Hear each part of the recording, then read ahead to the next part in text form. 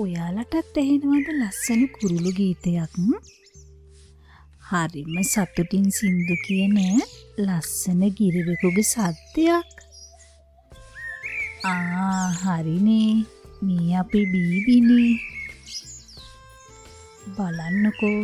එයා අම්මා එක්ක වැඩ කරන්නේ හරිම සතුටින්.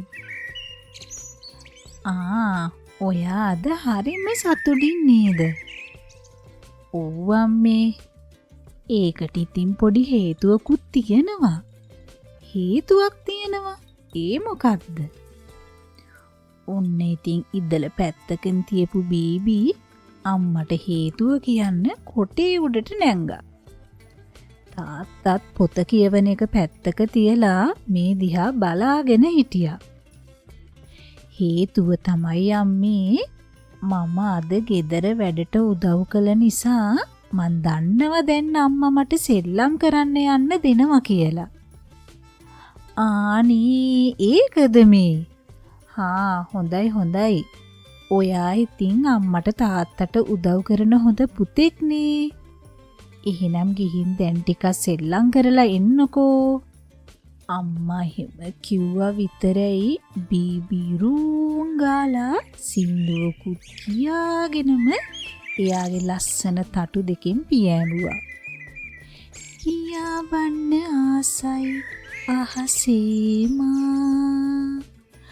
ආනේ අර බලන්න සතුට වැඩිකමට සින්දුත් කියනවා. බීබි දිහා අම්මයි තාත්තයි ආදරෙන් බලාගෙන හිටියා.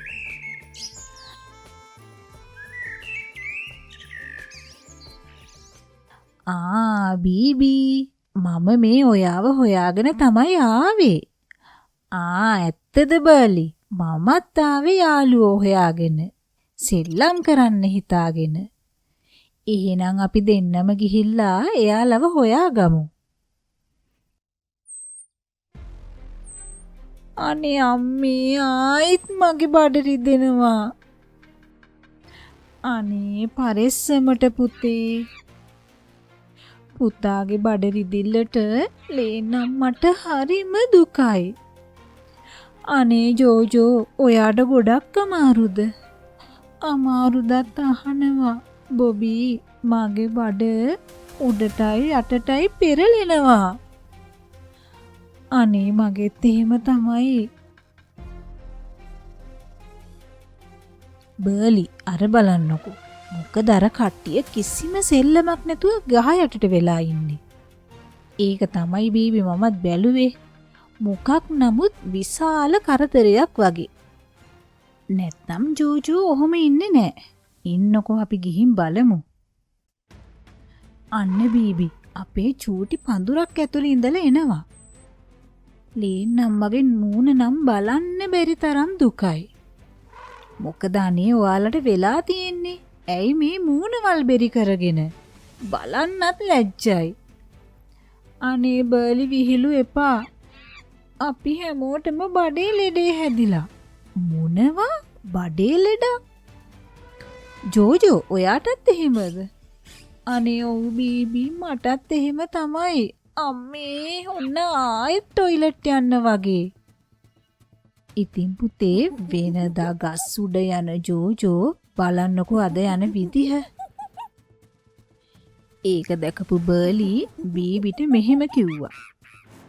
අනේ බීබි අර බලන්න. අද අරයා යන විදිහ. වෙනද ගස් උඩ යන එයාට අද ගස් උඩ යන්නත් අමතක වෙලා.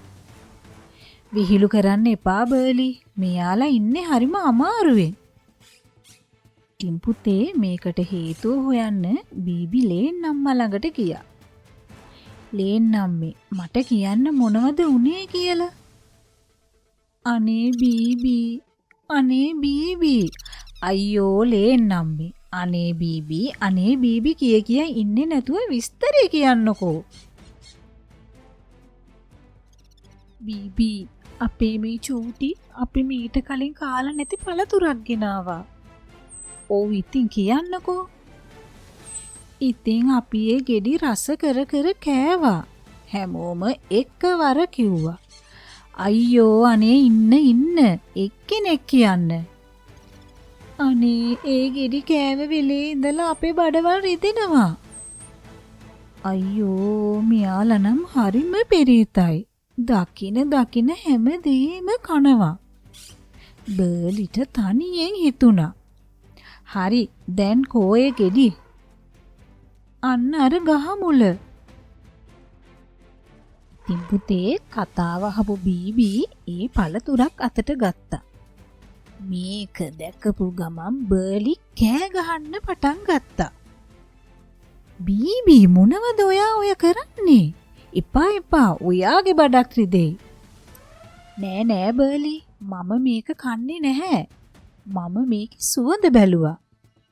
ඒ මොකද? බර්ලිට හරි පුදුමයි. බර්ලි මමත් දවසක් මේ වගේ පළතුරක් කාලා මගේ බඩ රිදුනා. මම බැලුවේ මේ ඒ පළතුරමද කියලා. ඉතින් මේ ඒ ගෙඩි જાතියමද? ඔව් බර්ලි සුවඳ නම් මේ වගේම තමයි. හරි යාළුවනේ මේ ඒ පළතුරම තමා. මම දන්නවා මේකට බෙහෙත. ටිකක් ඉන්නකෝ මම ඉක්මනටම බෙහෙත හොයාගෙන එන්නම්. එහෙම කියපු බීබි කැලේ තියෙන එයා දන්න බෙහෙත් ගස් හොයාගෙන ගියා. නෑ මේක නෙවි මට වැරදුනා. බලමු මේකද කියලා. නෑ මේකත් නෙවෙයි. ඒ බෙහෙත කෑවොත් නම් ඉක්මනටම බඩේ අමාරුව හොඳ වෙනවා. බලමුකෝ අර ගහටත් ගිහින්. අයියෝ මේකත් නෙවෙයි.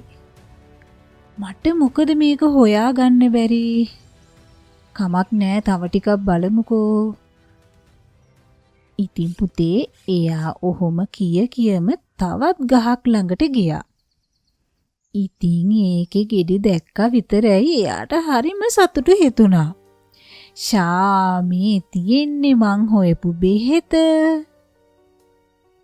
අම්මේ මට දැන් පුදුම සනීපයක් දැනෙන්නේ. දැන් ඉක්මනට මේවා අරන් යන්න ඕනි. ඉතින් පුතේ බීබි බෙහෙත් ගෙඩි තියෙන පොඩි අත්තක් යාළුවෝ ළඟට අරගෙන ගියා.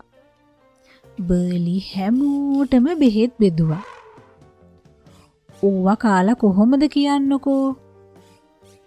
ඉතින් බෙහෙත් ගෙඩිය කෑව යාළුවෝ හැමෝටම පුදුම සනීපයක් දැනුණා. එයාලට බඩේ අමාරුවක් තිබුණද කියලත් මතක නෑ. අම්මෝ දැනෙන සනීපේ. බොබි ඔයාට කොහොමද? ආනේ මටත් හරි සනීපයි ජෝජෝ. ඒක තමයි. අනේ බීබි මටත් දැන් හොඳටම සනීපයි. ඔයාට බොහෝම ස්තුතියි බීබි. අපි හැමෝම හොඳ කරාට. ලේන් අම්මා බීබිට ස්තුති කළා. ඒක නෙවෙයි බීබි. ඔයා කොහොමද මේ බෙහෙත ගැන දන්නේ?